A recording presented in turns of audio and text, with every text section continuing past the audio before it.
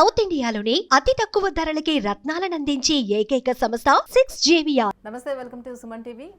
రేపు రామ్ చరణ్ బర్త్డే సందర్భంగా సెలబ్రేషన్స్ ఒకవైపు జరుగుతూ ఉండగా మరోవైపు బాబాయ్ది వారాహి యాత్ర కూడా స్టార్ట్ కాబోతుంది. సో ఈ నేపథ్యంలో రామ్ చరణ్ బర్త్డే సందర్భంగా ఒక ఛానల్కి ఇచ్చినటువంటి ఇంటర్వ్యూలో ఆసక్తికరమైనటువంటి వ్యాఖ్యలు కూడా చేశారు.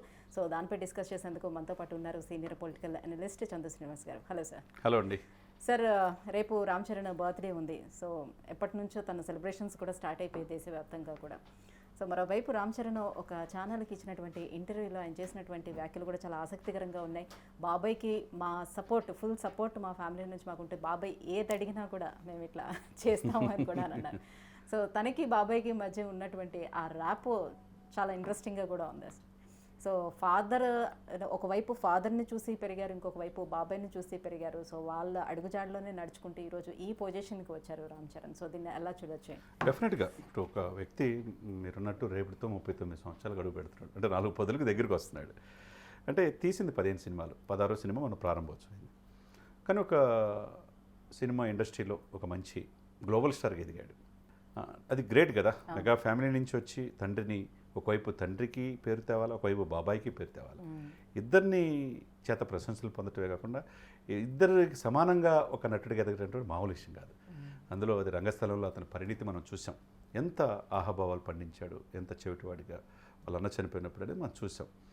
అది అతనిలో ఒక నటుడు అంటే రామ్ చరణ్లో ఇంత షేడ్స్ ఉంటాయనేది మనం చూసాం. అది మగధీర్లో ఆ పోరాట పటిమ చూసాం. ఇకపోతే RRRలో సెటిల్ పెర్ఫార్మెన్స్ చూసాం. ఇవన్నీ కూడా తన ప్రతి సినిమాకి అతను మార్చుకున్న అతని యొక్క ఇది కష్టం ఎంతో కష్టపడితే తప్పితే ఆ స్థాయికి రాలేం. మీరన్నట్టు ఆ బాబాయ్కి అబ్బాయికి ఇద్దరికి చాలా దగ్గర సంబంధం. ఎందుకంటే తన బిడ్డలాగా, తన బిడ్డే కదా, నా బిడ్డ కదా, నా తమ్ముడు అని చెప్పి అక్కుని చేర్చుకునే రంగస్థానంలో ఇది జాతీయ ఆస్కార్ స్థాయిలో అవార్డు రావాలి, ఎంత నటుడు ఉన్నాడు మా వాళ్ళు అని చెప్పి ఆ రోజున తను ముద్దు పెట్టుకున్నాడంటే ఆ సంఘటనలో. అతని వినయం అంటే బాబాయ్ చూస్తే ఒక భయం భక్తి రెండు ఉంటాయి అంత. ఎందుకంటే డిసిప్లిన్గా ఉన్నాడు కదండి. మార్షల్ ఆర్ట్స్ అతని దగ్గర నేర్చుకున్నాడు, తండ్రిని చూసి డ్యాన్సు నటన నేర్చుకున్నాడు.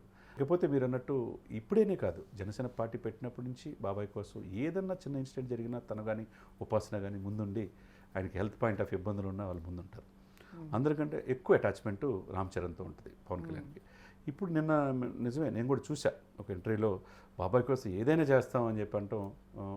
ఒక అగ్రనాయకుడిగా ఇదవుతున్న గ్లోబల్ స్టార్కి ఎదిగిన ఆ వ్యక్తి ఒక రాజకీయ పార్టీకి సపోర్ట్ చేస్తే, ఒక టైం పీరియడ్లో చూసుకుంటే అసలు చిరంజీవి గారికి పవన్ కళ్యాణ్ గారికి మధ్యన కొంత చెడింది, సో ఈ ఫ్యామిలీ మధ్యన కొంత దూరం ఏర్పడింది అనే కథనాలు కూడా వచ్చింది. సో ఎక్కడైనా సరే వాళ్ళు ఏదైనా సెలబ్రేషన్స్ జరుగుతున్నప్పుడు, ఈవెంట్స్ జరుగుతున్నప్పుడు ఈయన హాజరు కాకపోవడం కూడా జరుగుతూ వచ్చింది. సో వీళ్ళిద్దరి మధ్యన ఆ గ్యాప్ మెయింటైన్ అవుతూ వచ్చిందని ఒక టాక్ నడుస్తున్నటువంటి నేపథ్యంలో ఇప్పుడు కుటుంబం అంతా కూడా కలిసి అతను ఒకటే నేను అదే, ఎందుకంటే ఆయన గొప్ప, వాళ్ళిద్దరి మధ్య ఏముండదండి. ఒక తండ్రి పాత్ర, తండ్రి చనిపోయిన తర్వాత చిరంజీవి గారి తండ్రి పాత్ర పోషించాడు పవన్ కళ్యాణ్ విషయంలో, సురేఖ తల్లి పాత్ర పోషించింది. వాళ్ళిద్దరూ దగ్గరుండి చూసుకున్నారు ఆయన్ని. ఒకనొక టైంలో ఈ సమాజం నాకు వద్దని నక్సల్స్లో వెళ్ళిపోదాం అనుకున్నాడు, అన్న పిస్టల్ తీసుకుని కాల్చుకుందాం అనుకున్నాడు, ఒక రకాల ఇంటర్వ్యూలో పవన్ కళ్యాణ్ చెప్పాడు. కానీ దగ్గరుండి చూసుకున్నారు. ఆ విధంగా ఈ రోజున రాజకీయాల్లో వెళ్ళాడు. అన్నదమ్ముల మధ్య ఎట్లా ఉంటుంది వాళ్ళకి తెలియంది ఏంటంటే, నేను ఈ మధ్య చిరంజీవి గారిని కలిసినప్పుడు కూడా కష్టపడుతున్నాడు మావాడు, ఏ రోజుకైనా తను అనుకున్నది సాధించాలి, పాపం మా ఫ్యామిలీకి ఏ ఫంక్షన్లో కూడా రాలేకపోతున్నాడు, టైం అంతా ప్రజల కోసమే ఇది చేస్తాను, తన కోరిక ఏ రోజైనా నెరవేరుతుంది, తన ముఖ్యమంత్రి స్థానం చూడాలని నాకు మనస్ఫూర్తిగా ఉందని ఒక ఆత్మీయ సమావేశంలో చెప్పాడంటే ఆయనకి ఎంత తమ్ముడి మీద ఎంత ప్రేమ ఉందో మనం చూసుకోవాలి. వాళ్ళిద్దరిది, వాళ్ళ ముగ్గురు అనుబంధం అద్వితీయం. ఒకవైపు సేవ చేయలేకపోయిన తమ్ముడు ఎట్లయినా డెఫినెట్గా. నేను ఆ రోజుల్లో రాజకీయాలు ఇమ్మడలేకపోయాను, పార్టీని మెచ్చేయాల్సి వచ్చింది. రాజకీయాలు నేను వల్ల కాదు, ఇక సినిమాలకే పరిమితం. కానీ నేను ఏదైతే సాధించలేదో అది నా తమ్ముడు ద్వారా నేను చూసుకోగలను, డెఫినెట్గా వాడు సాధిస్తాడనేది మాతో అన్నప్పుడు నాకు అనిపించింది. అంటే తన బిడ్డలాగా చూసుకున్నాడు, తమ్ముడి మీద ఎంత ప్రేమ అనేది మనకు ప్రత్యక్ష సాక్షి నేనే, మాతో అన్నప్పుడు అనిపించింది. కాబట్టి అతను ఈ సమాజానికి ఏదో చేయాలని తప్పనండి. అది వీళ్ళకి ఆ సేవ మెగాస్టార్ నుంచి నేర్చుకున్నారు. వీళ్ళందరూ కూడా మెగా కాంపౌండ్ నుంచి 8 మంది హీరోలు ఇప్పుడు ప్రతి ఒక్కరుగా ఆయన మార్గంలో నడిచేవాళ్ళే కదా, సేవా కార్యక్రమాలు పాల్గొనేవాళ్ళే కదా. సమాజానికి ఏదో to do something our society, ఈ సమాజానికి ఏదైనా చేయాలని తలంపే కదా. ఇప్పుడు మెగాస్టార్ గారు ఉన్నారు, తర్వాత వచ్చిన తర్వాత పవన్ కళ్యాణ్, తర్వాత నాగబాబు గారు కావచ్చు, ఈరోజు సాయి ధర్మతేజ్ కావచ్చు, వరుణ్ బాబు కావచ్చు, ఉప్పెన ద్వారా నేషనల్ అవార్డు పొందిన ఆ నటుడు కావచ్చు, వీళ్ళందరూ ఎట్లా వచ్చారు? ఆయన చూసి నేర్చుకుంటూ వచ్చారు. అవును.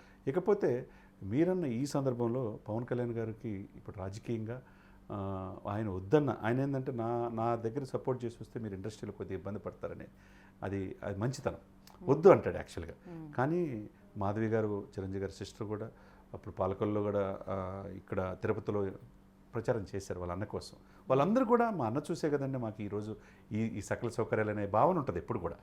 వాళ్ళు డెఫినెట్గా ఆమె కూడా వచ్చి రేపు ప్రజాక్షేత్రంలో పాల్గొనే అవకాశం ఉంటుంది పిఠాపురం ఎలక్షన్లో. అదేవిధంగా రామ్ చరణ్ గారు కూడా పలు సందర్భాల్లో తన బాబాయ్ మీద ప్రేమ, దీన్ని నేను ఏదైనా చేయగలనంటే మా బాబాయ్కి చేస్తాను. డెఫినెట్గా ఇటువంటి వ్యక్తులు రాజకీయాల్లో ఉండాలనే తపన ఎప్పుడూ ఉంటుంది. అంతేగాని వీళ్ళు ఇండస్ట్రీలో వాళ్ళని చూసి నేర్చుకుని వాళ్ళని చూసి ఎదిగిన వాళ్ళు చాలామంది ఉన్నారు. మేము చిరంజీవి గారిని స్ఫూర్తి పొందామనే వాళ్ళు ఉన్నారు. ఆ బాటలో ఇప్పుడు రాజకీయాల్లో ఉన్నా కానీ రాజకీయాల్లో కూడా సక్సెస్ అవ్వాలని ఎక్కువ మంది కోరుకుంటారు. కాబట్టి ఆయన పిఠాపురంలో రేపు వరాహ యాత్ర ద్వారా వెళ్ళటం ఈ 50 రోజులు చాలా కీలకం.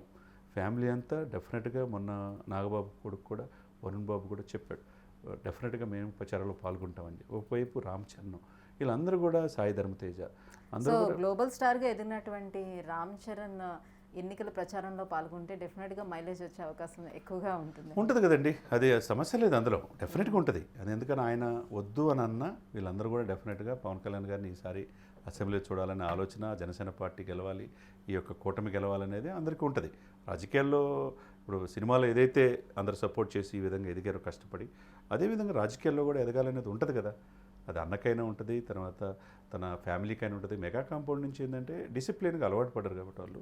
ఈ సందర్భంగా ఆయన బర్త్డే రేపు శిల్పకళా వేదికలో ఘనంగా జరుపుకుంటున్నారు. నెల రోజుల నుంచి దేశవ్యాప్తంగా ప్రపంచవ్యాప్తంగా ఆయన అభిమానులు ఉన్నారు. హనుమాన్ చాలీసా మాలేసుకొని ఆయన చేస్తున్నారు. ఒకవైపు బ్లడ్ మొన్నేమో అన్నదానం చేశారు బ్లడ్ బ్యాంకులో. రేపు భారీగా కొంతమంది సేవా కార్యక్రమాలు చేస్తున్నారు. ఇవన్నీ అంటే ఒకవైపు సేవ అనేది చిరంజీవి చూసి నేర్చుకున్నారు. అది పవన్ కళ్యాణ్ గారు కావచ్చు, తర్వాత నాగబాబు కావచ్చు, రామ్ చరణ్ కావచ్చు, నెక్స్ట్ జనరేషన్ ఏదో సమాజానికి బ్లడ్ బ్యాంక్ కావచ్చు, ఐ బ్యాంక్ కావచ్చు. కరోనా టైంలో 24 క్రాఫ్ట్స్కి మనం చూసాం. 6 మాసాలు నిత్యావసర వస్తువులు చిరంజీవి గారు ఇచ్చారంటే. ఒక హాస్పిటల్ రేపు కట్టాలనుకుంటున్నాడు, తర్వాత రేపు పేదవాళ్ళకి ఒక స్కూల్ కట్టాలనుకున్నాడు. ఇవన్నీ కూడా సేవ అనేది చూసాం కాబట్టి రాజకీయాలు ఇంకా ఎక్కువ చేయొచ్చు అన్న ఆలోచనతో ఆయన రాజకీయాల్లోకి వెళ్ళాడు. కాబట్టి ఆయన గెలిపించుకోవాల్సిన బాధ్యత మెగా ఫ్యామిలీకి కూడా ఉన్నది. కాబట్టి ఇవన్నీ కూడా ఏంటంటే కలిసి వచ్చే కాలానికి నడిచి వచ్చే కొడుకు పుట్టినట్టుగా ఈరోజు పవన్ కళ్యాణ్కి ఈ పార్టీకి ఆంధ్రప్రదేశ్లో రావాలనే కోరిక ఈ మెగా కాంపౌండ్కి ఉంది. ఆయన అడిగినా అడగకపోయినా వీళ్ళు డెఫినెట్గా ఈసారి మాత్రం ఆయన్ని గెలిపించుకోవాలా, ఆయన పార్టీ అభ్యర్థులు గెలిపించుకోవాలా, కూటమిని గెలిపించుకునే ఆలోచన స్పష్టంగా ఫ్యామిలీ మొత్తానికి ఉందనేది మనకు తెలుసు, అర్థమవుతుంది. సో ఇంట గెలిచి రచ్చ గెలవాలి అని అంటారు. పవన్ కళ్యాణ్ గారు ఇంటిని గెలిచారనే విషయం మనకి రామ్ చరణ్ గారు చేసినటువంటి వ్యాఖ్యలు బట్టి డెఫినెట్గా ఆయన తెలుసు. ఎందుకంటే అందరూ కూడా ఏ కష్టం వచ్చినా ముందు ఉండేది పవన్ అండి. వాళ్ళకి ఆపద వస్తే ఇప్పుడు సాయి ధర్మ తేజ్ బైక్ యాక్సిడెంట్, చాలా గొప్ప నటుడు, ఇతనికి ఎందుకు ఇట్లా జరిగిందని చెప్పి బాధపడ్డాం అందరూ కూడా. ముందు పోయింది హాస్పిటల్ పోయి అడ్మిట్ చేసి మెడికవర్లో తీసుకెళ్ళింది ఎవరు? పవన్ కళ్యాణే. ఎందుకంటే అతను ఎదుగుదలకి అంతా కూడా తనే. కాబట్టి వీళ్ళందరికీ ఇంట్లో పెద్ద దిక్కు చిరంజీవి గారు అన్నీ సెట్ చేస్తాడు, అందరికీ బాగుండాలి, వీళ్ళంతా ఫ్యామిలీ అని. వెనకుండి సపోర్ట్ చేసి డైరెక్ట్గా చేసేది పవన్ ఉంటుంది. కాబట్టి వాళ్ళంతా ఒకే కుటుంబం, వాళ్ళు చూసి. సో ఒకసారి మనం మళ్ళీ రామ్ చరణ్కి బర్త్డే విషెస్ చెప్పేద్దాం. అలాగే వరాహి యాత్ర ప్రారంభం కాబోతుంది కాబట్టి పవన్ కళ్యాణ్ గారు కూడా డెఫినెట్గా హృదయపూర్వకంగా రామ్ చరణ్ గారు నిండు నూరేళ్ళు ఆయురారోగ్యాలతో ఉండాలి. ఆయన అదృష్టం, ఉపాసన ఆయన జీవితంలో రావటం. ఆ ఇద్దరు కూడా చిలక గోరింకిలాగా ఉంటారు. వాళ్ళని చూసి నేటి చాలామంది యంగ్స్టర్స్ పెళ్ళిళ్ళు చేసుకునే వాళ్ళు నేర్చుకోవాలి. చాలామంది విడిపోవటం ఇవన్నీ చూస్తూ ఉన్నాం, కానీ ఎంత ఆదర్శంగా ఉండాలని వాళ్ళు చూసి నేర్చుకోవాలి. ఒకవైపు అదేవిధంగా బాబాయ్కి చేస్తున్న సపోర్ట్ ఒక మంచి పరిణామమే.